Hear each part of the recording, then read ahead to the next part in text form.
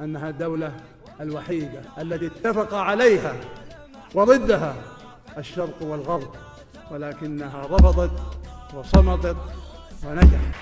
وهذا ما جعلني أقول وبكل فخر واعتزاز: ارفع راسك أنت سعود.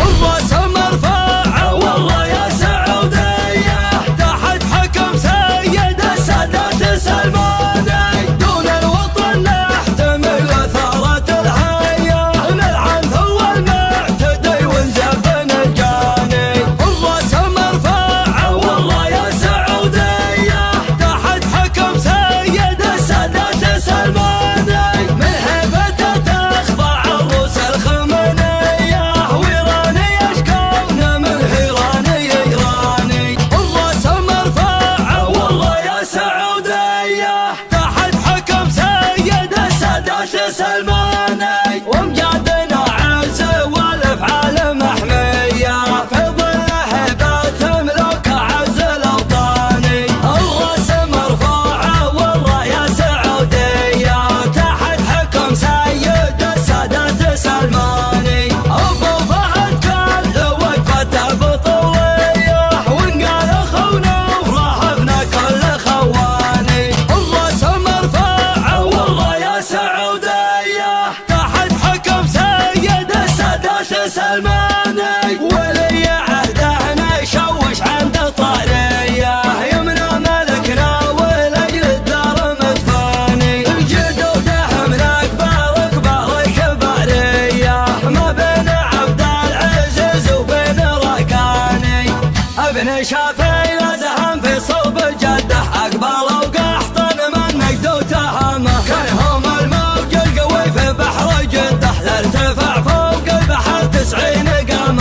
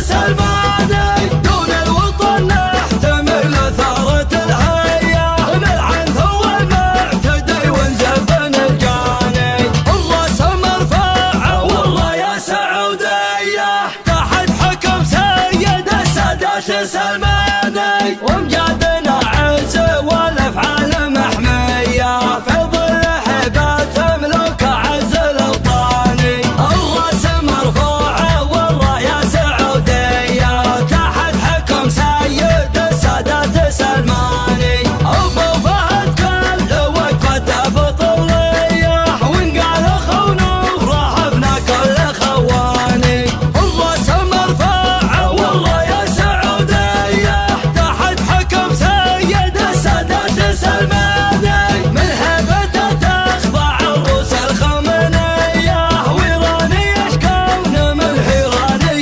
يراني الراس مرفوعة والله يا سعودية تحت حكم سيد السادات سلماني ولي عهده نشوش عند طارية يمنى ملكنا ولأجل الدار مدفاني جدوده من أكبر الكبارية ما بين عبد العزيز وبين راكاني ابن شافي لازهم في صوب جده أكبر وقحطن من نقد وتهامه كانهم الموج القوي في بحر جده لارتفاع فوق البحر 90 قامه يا ابن شافي كل مجد وتقده يدك مورث لك اشداد وزعامه تنضح الميقف واللازم تسده والذكر طريق طشنا العمامه لابتك خزن الظفر في كل مده لين تفنى الخلق وتقوم القيامه يا بني هاجر يا خلنا الاشده جمعكم جمع المعزه والكرامه تصدمون الحب في خشمه وخده ويقضي الايام في هم وندامه ويقضي الايام في هم وندامه يا الهوى جدك لكم من قام ضده والله ان يهزم ولا يلقى السلامه يا كبار المجد من حده لحده كل عز تحت يدكم زمامه الفخر ما له من التاريخ صده وانت والتاريخ يا ذروة سلامه وانت والتاريخ يا ذروة سلامه وانت عزويت وبنا في كل شده سعد من قحطان بن هودين حزامه سعد من قحطان بن هودين حزامه اقحطان اجمع عزه مستعده رسهم فيها الحميه وقرامه اجتماع مضيمه لا بده والله ان يشكل مكان من ازدحامه اشحن الرشاش